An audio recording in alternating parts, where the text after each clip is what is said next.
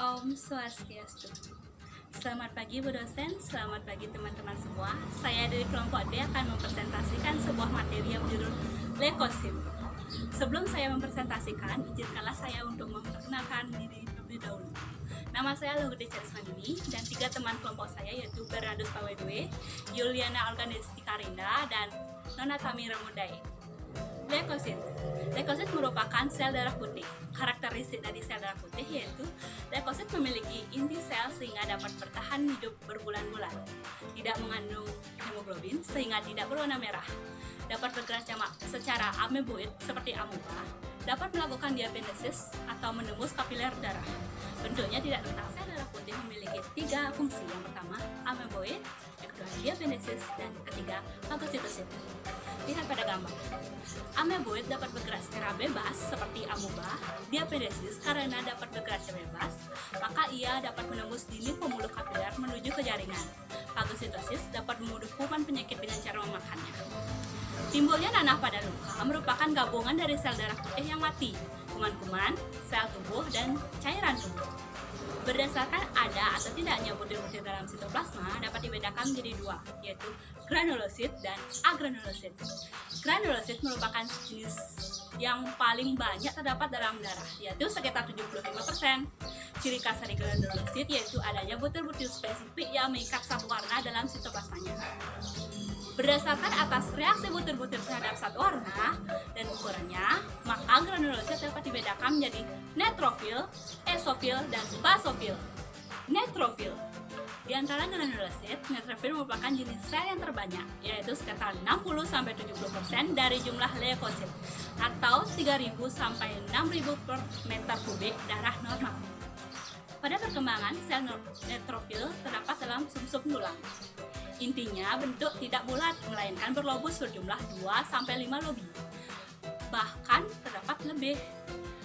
Makin mudah jumlah lobi, maka akan berkurang. Yang dimaksud dengan lobi adalah yaitu bahan inti yang terpisah-pisah oleh bahan inti yang berbentuk benang.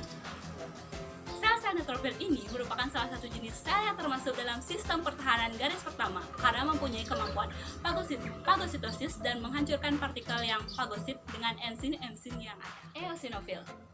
Jumlah eosinofil terbesar yaitu 1-3% dari seluruh leukosit atau 150-450 per buah per meter kubik darah.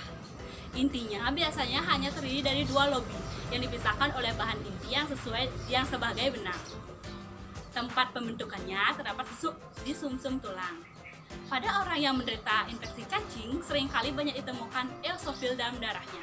Terkumpulnya sel-sel eosofil dalam jaringan seringkali karena proses kematoksis oleh zat-zat yang dihasilkan oleh mastosit.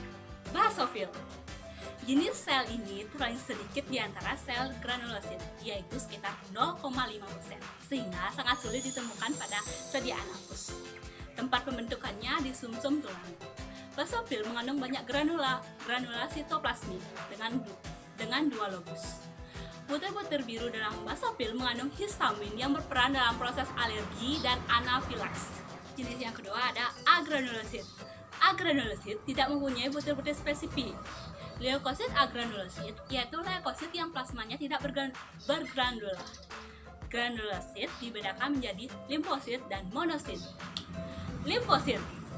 Limfosit dalam darah berukuran sangat bervariasi, sehingga pada pengamatan sediaan apus darah dibedakan menjadi limfosit kecil, limfosit sedang, dan limfosit besar.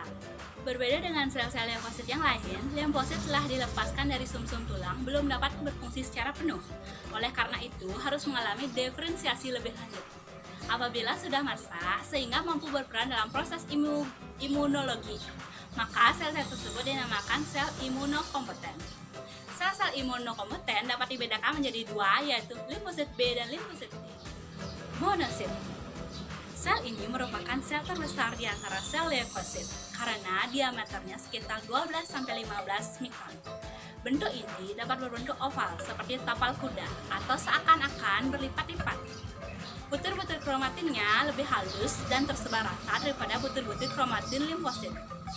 Monosit mampu mengadakan gerakan dengan jalan membran pseudopodia sehingga dapat bermigrasi menembus kapiler untuk masuk ke dalam jaringan pengikat.